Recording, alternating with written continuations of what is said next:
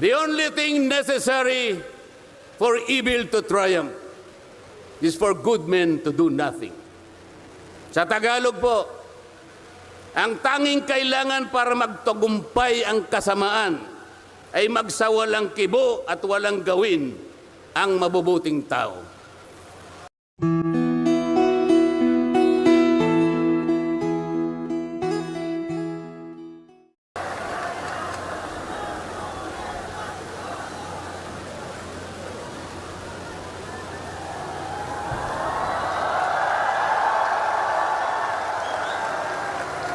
Okay pa po ba kayong lahat? Mga kapatid at mga kababayan, malinaw po nating narinig sa pambungad na pananalita ng kapatid na Edwil Sabala ang pinakalayunin ng malakihang pagkilos na ating sama-samang isinasagawa sa araw na ito. Nais nating katawanin ang nagkakaisang damdamin ng milyon-milyong Pilipino at isatinig ang kanilang pinag-isang mithiin para sa isang mapayapa at nagkakaisang Pilipinas.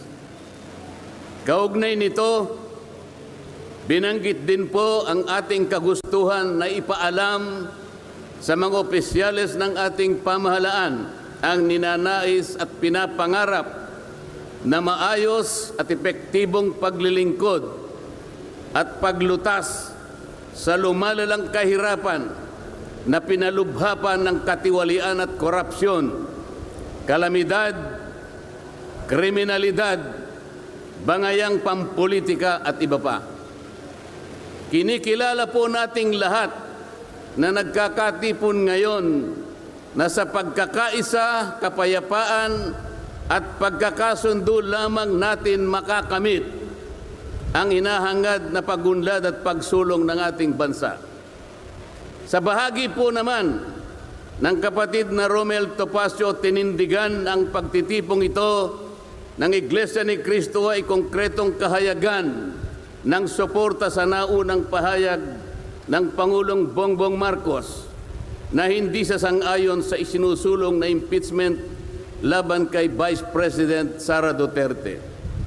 Kinatigan din po ng Iglesia ni Cristo ang posisyon ng Pangulo na ang impeachment ay hindi makapagdudulot ng kabutihan sa buhay ng kahit isang Pilipino. Hindi lamang ito pag-aksaya sa oras ng pamahalaan, kundi makakahadlang din sa pagre-resolba sa marami at pangunahing problema ng bansa. Mataas na presyo ng bilihin, mababang kalidad ng edukasyon, infrastruktura, serbisyong pangmedikal, kriminalidad, seguridad at iba pa. Higit sa lahat, ang pagsusulong ng impeachment ay mauuwi lamang sa pagtatalo-talo at papagkakampi-kampi, hindi lamang ng mga mamamayan, kundi pati na rin ng mga opisyalis ng gobyerno. Ipinaalala rin na kapag nagtatalo-talo ang mga nasa pamahalaan, apektado ang taong bayan, at kapag magulo ang bansa, ang mga tao ang kawawa.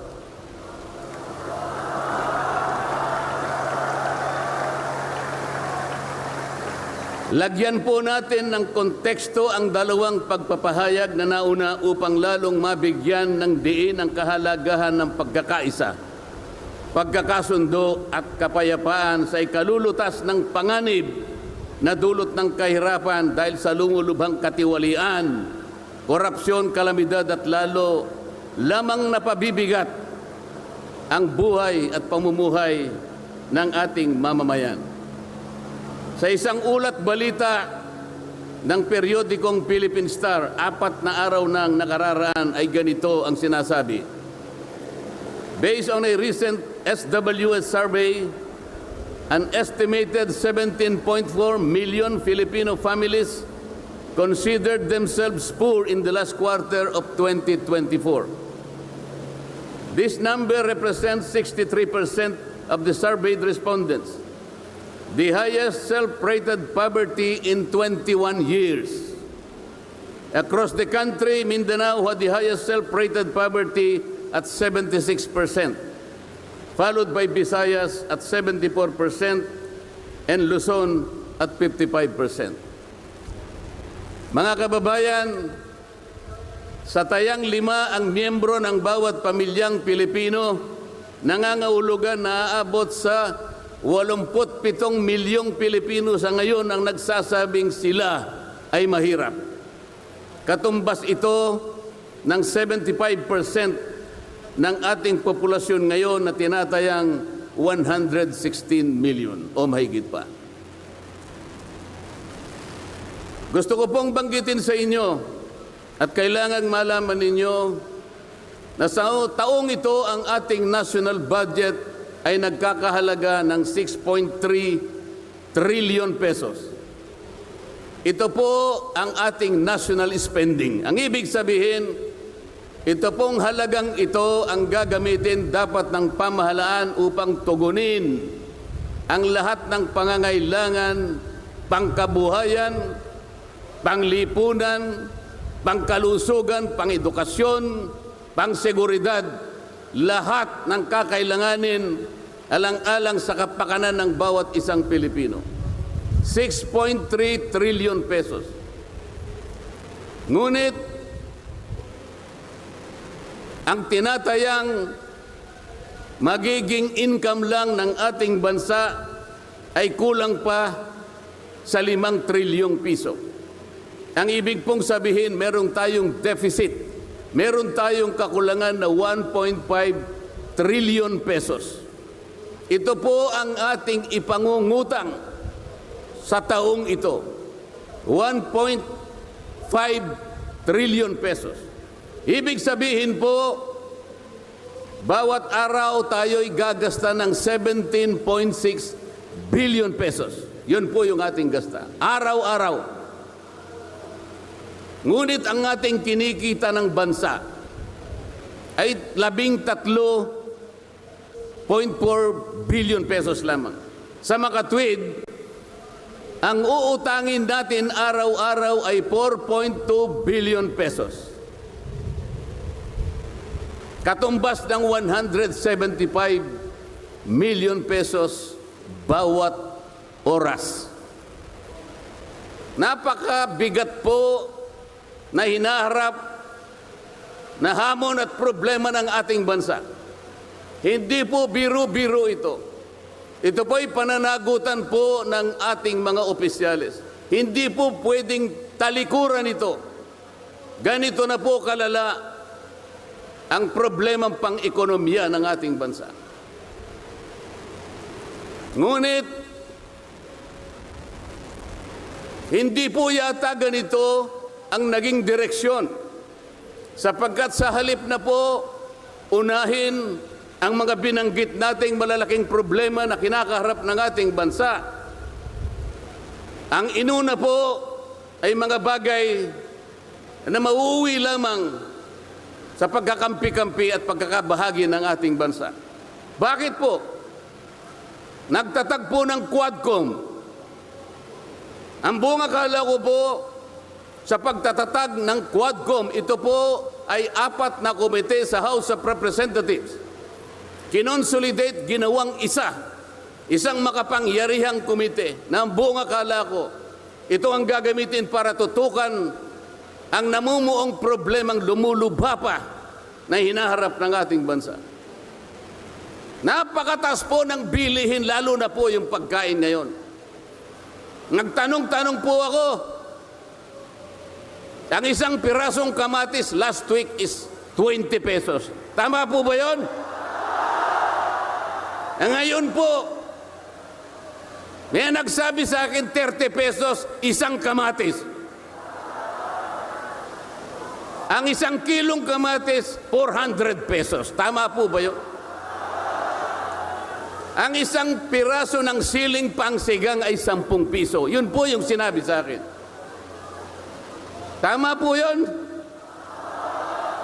600 pesos per kilo. Yun pong bell pepper.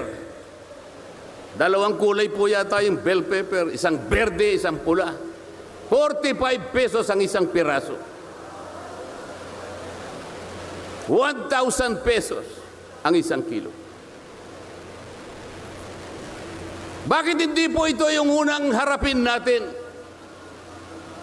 Napakalala po ng presyo ng kuryente sa ating bansa. Meron po akong isinulong na 10 panukalang batas na ang tanging layunin ay ibaba ang kuryente sa bansang ito. Ikinalulungkot ko pong ibahagi sa inyo na kahit isa'y wala man lamang pong nadinig.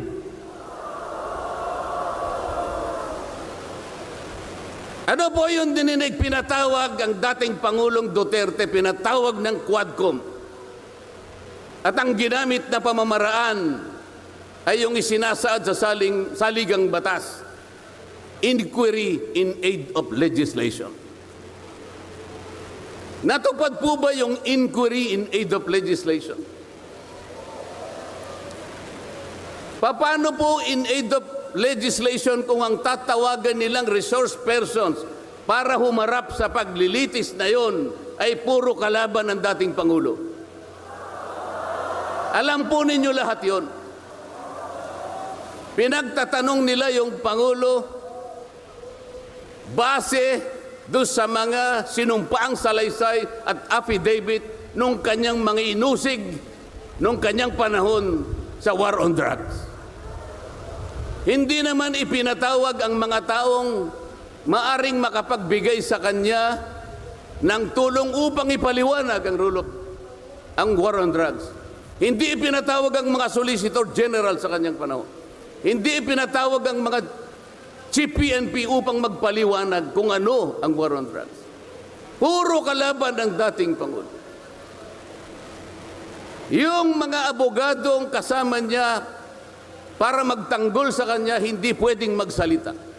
Sapagkat ang tuntunin sa mga komite, ikaw ay papayagan lamang para payuhan mo ang kliyente mo sa kanyang karapatan. Ngunit paano mangyayari na ang kliyente nila ay papayuhan sa kanyang karapatan kung bubulungan lang siya, ay makikita siya ng isang chairman doon. Attorney, huwag mong bubulungan yan. Iko-contempt kita.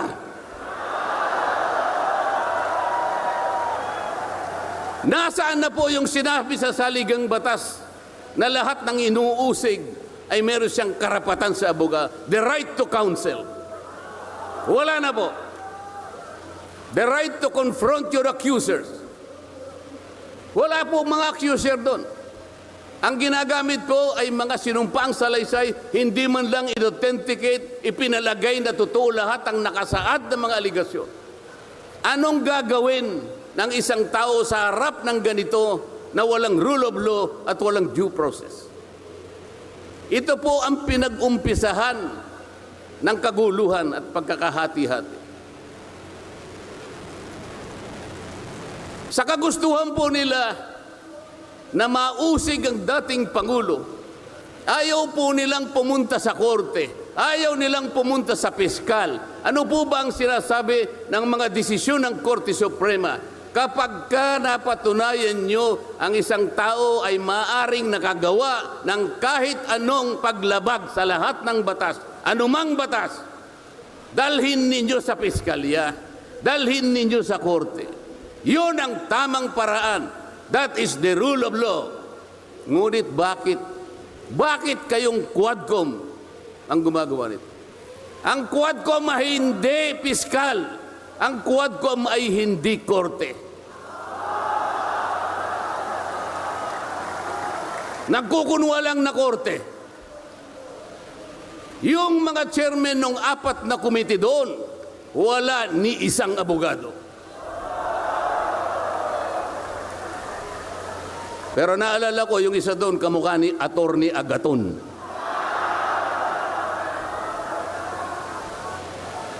So sa halip na ang unahin ay yung kapakanan ng mamamayan, sa harap at liwanag ng napakaraming nakabantang panganib sa atin, sa ekonomiya, panglipunan, pangsiguridad, korupsyon, katiwalian. Bakit ang inuuna ay usigin ng isang tao na hindi naman ipadadaan sa tamang proseso ng batas?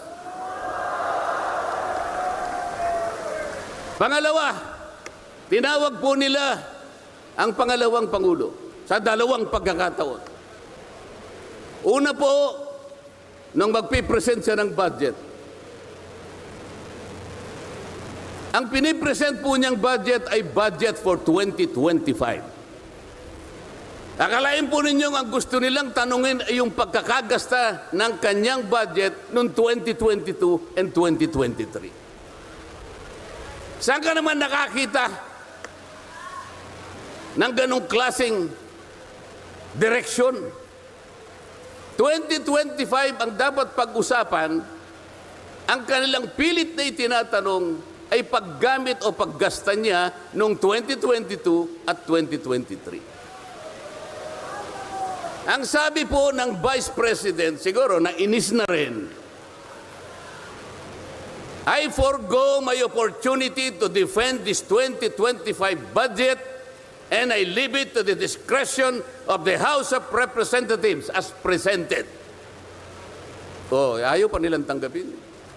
Nang ibig sabihin, ayoko nang idepensa sa inyo. Bahala na kayo. Kung anong gusto nyong ibigay sa akin, bahala na kayo. Ano pong ginawa nila? Hindi. Kinakailangang masagutin mo lahat ito. Walang exempted dito. Kahit anong ngayon siya, kailangan namin tama po yung lahat po ng paggasta ng pera ng bayan ay kailangan pong suriin. Totoo po yun. Ngunit meron pong pagkakataon at panahon sa paggawa nito. Hindi po sa panahon ng pipresenta ng budget. So ang ginawa po nila, tinawag uli ang pangalawang Pangulo sa isang pagdinig sa isang komite na kung tawagin ay Committee on Good Government. Alam po ninyo yung pagsisimula nila para magkaroon ng katwiran na masabi na ang Vice President? Kinasangkapan nila yung isa sa amin, isang representative sa Maynila, tumindig at nag-privilege speech. Yung subject matter po ng kanyang privilege speech ay kaugnay po ng budget na pinagtatalunan na po sa plenaryo at sa committee. Sa tuntunin po ng House of Representatives, no one should avail of the privilege hour if the subject matter is related to a pending bill. Nandun na po yung bill sa baba, pinagsalita pa po yung isa. Nung banggitin ko po ito, nire-raise ko po, sabi ko, wala pong katwiran ito. Kailangan po tindigan ninyo, sundin ninyo ang ating tuntunin. Kapag hindi tayo sumunod sa ating tuntunin, sinong maniniwala sa atin na tayo may karapatang gumawa ng batas para sa ikabubuti ng ating bansa? Ang sabi po ng chairman, noted. Saan ka naman nakakita ng ganun? Ang House of Representatives ay lugar ng pagdidebate. Doon masusuri kung sino ang may katwiran. Kung hindi magsasalita ang chairman. At pagkatapos po, sinabi ko pa, bakit baka ako, dahil lamang sa isang manifestation ng isa sa amin, ginawa na naman ninyong isang motu proprio action. Yung motu proprio po ay, ibig sabihin, ang komite sa kanyang sarili ay pwedeng mag-imbestiga sa sarili niya. Pero ginamit nila yung manifestation ng isa sa amin. Mali na naman po yun. Hindi po dapat ganun. Nung i-raise ko po yun, ayaw na naman po nilang pumayag. Samantalang ako po, I delivered a full privilege speech. DepEd din ang pinag-uusapan nun.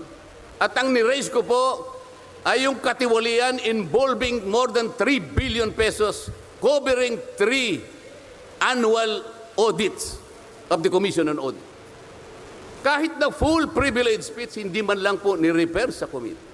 Samantalang yung illegal po na privilege speech, dali-daling ibinigay kagad sa Committee on Good Government. Kahit na illegal, kahit alam nilang mali. Ito po yung problema. So sabi ko, Mr. Chair, bakit tayo po ang sumusuri? Bakit tayo po ang nag-audit ng confidential funds ng Vice President? Bakit tayo po? Hindi po ba ang minanduhan ng ating saligang batas na tanging may otoridad at kapangyarihang mag-audit at mag-examine ng lahat ng report at papeles ng pagkakagasta ng ating bansa ay ang Commission on Audit? Ni-raise ko na naman po yun. Ayaw pong sumagot ng chairman. Ang pinasasagot po sa akin ay yung hindi abogado. Sabi ko, Mr. Chair, nilapitan ko po sila. Mr. Chair, huwag naman pong ganito. Ilagay naman po natin sa konteksto at sa regulasyon ng ating ginagawa. Tinatanong ko po ay isang constitutional issue. Bakit ang pasasagutin mo sa akin ay hindi man lang abogado? Huwag mo naman akong insultuhin.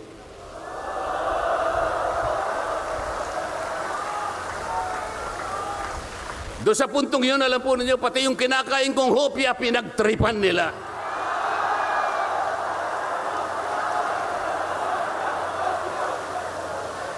Ang Iglesia ni Cristo ay hindi po laban sa impeachment, sapagkat ang impeachment ay itinatadhana sa saligang batas.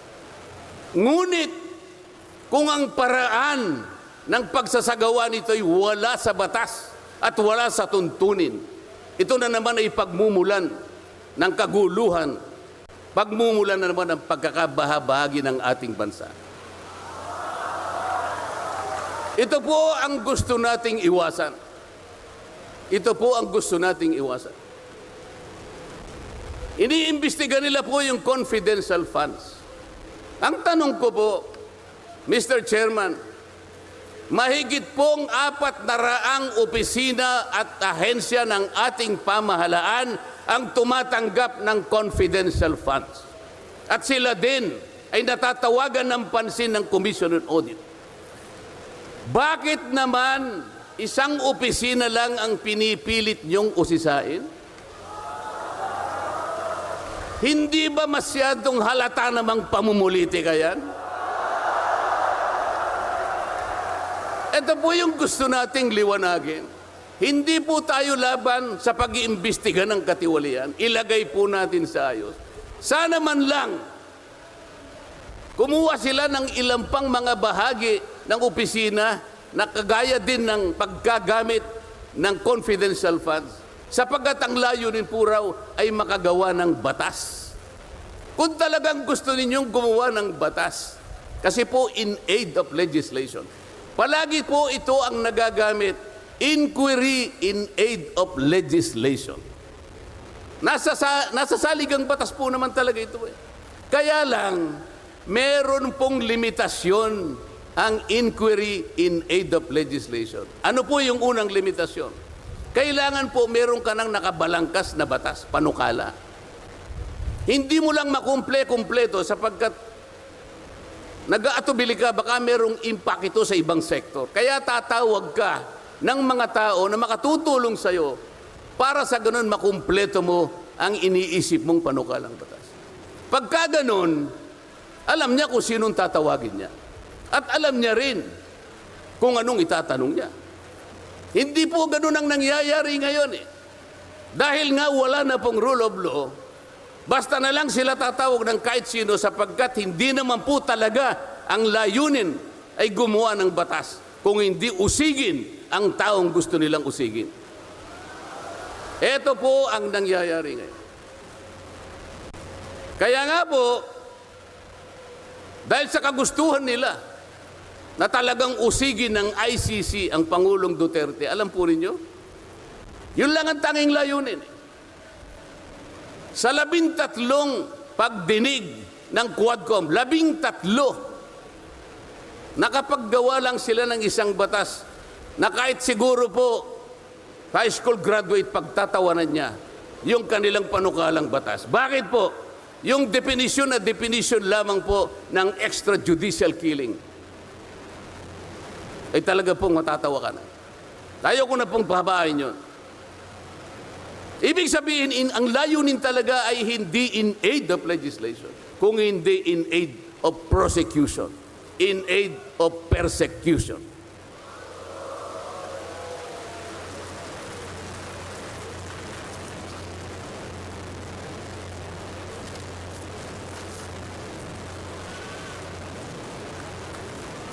Kanina po, mga kababayan, napanood po ninyo ang video na kung saan ay nagpahayag ng di pagsang-ayon si Pangulong Marcos sa namumuong impeachment laban sa pangalawang Pangulo. Ulitin ko lamang po yun. Sabi niya, tumutukoy po dun sa pagsasagawa ng impeachment. This is not important. This does not make any difference to even one single Filipino life. So why waste on this? What will happen if somebody files an impeachment? It will tie down the House. It will tie down the Senate. It will just take up all our time, and for what? For nothing, for nothing. Sabi po niya ito, none of this will help improve a single Filipino life. As far as I am concerned, it is a storm in a teacup. It's a tempest in a teacup. Ang ibig sabihin, isang napakaliit na bagay na pinipilit ninyong palakihin. Napakalaki ng problema ng bansa ang inaharap natin. Ito ang ating atupagin. Ito yung gustong mangyari ng Pangulo ng Republika ng Pilipinas. Sumagot po ang liderato ng House of Representatives. At sa isang bahagi, ang sabi po niya, ito po, kinuha ko lang yung isang bahagi sa isang mahabang manifestong ginawa nila. Sabi po ng House of Representatives, bilang tugon doon sa sinabi ng ating Pangulo. Sabi po niya, together, let us rally behind our President to protect and preserve the gains of democracy as we build a stronger, more united, and more prosperous republic. Pero nasaan po kaya? Nandito po kaya lahat yung mga sumama sa manifestong ito na sumusuporta na mag-rally tayo sa likod ng Pangulo? Tayo'y magkaisa upang panindigan yung nauna niyang pahayag na ang gusto nating unahin na pagkaisahan ay yung pagtugon, pag-address sa mga problema ng bansa. Nasaan kaya sila? Nandun kaya sila sa likod ng Pangulo o tayo lang lahat?